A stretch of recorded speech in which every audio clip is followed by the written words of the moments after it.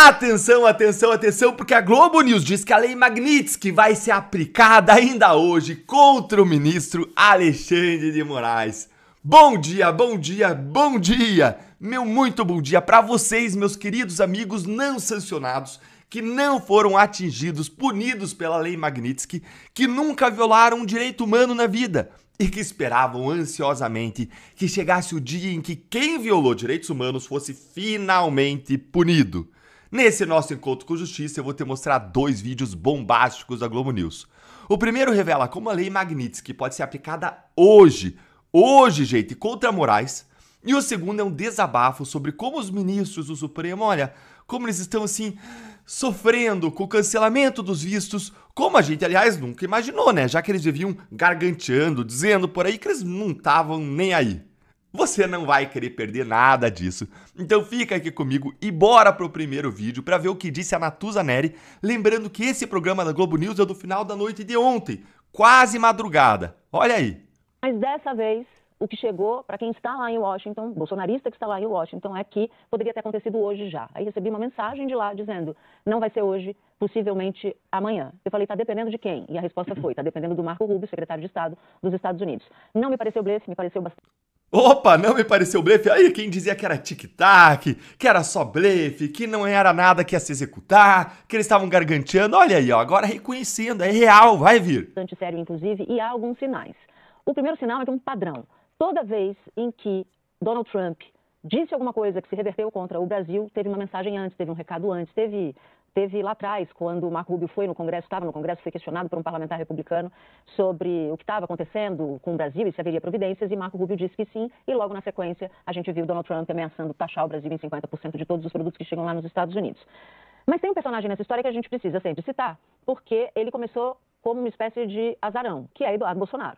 Ninguém acreditava que Eduardo Bolsonaro fosse ter ali os seus vasos comunicantes e chegar a esse ponto de estarmos prestes a ver um ministro do Supremo Tribunal Federal sancionado por uma lei que serve para terrorista da Al-Qaeda, que serve para quem praticou, para quem atuou contra eleições, vou chegar nesse ponto já já.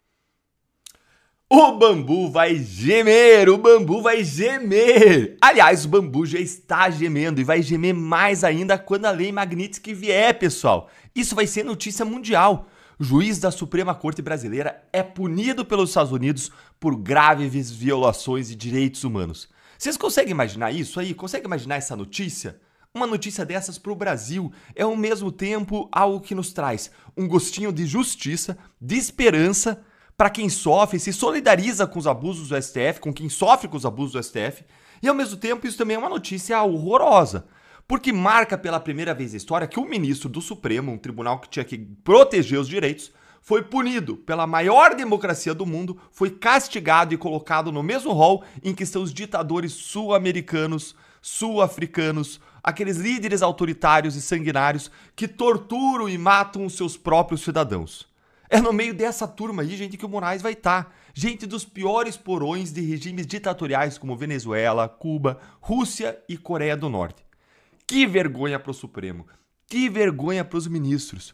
Se eu fosse ministro, eu ia sentir uma profunda vergonha de estar num tribunal desses, um tribunal que coaduna e apoia as barbaridades de uma pessoa dessas, acusada de graves violações de direitos humanos.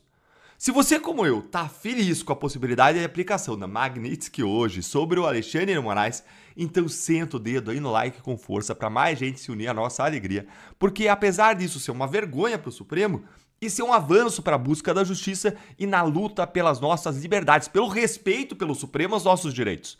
Agora vamos para o segundo vídeo, como eu prometi para vocês, com um desabafo dos ministros do Supremo que mostra como eles estão aí absolutamente desesperados com o cancelamento dos vistos. Olha aí.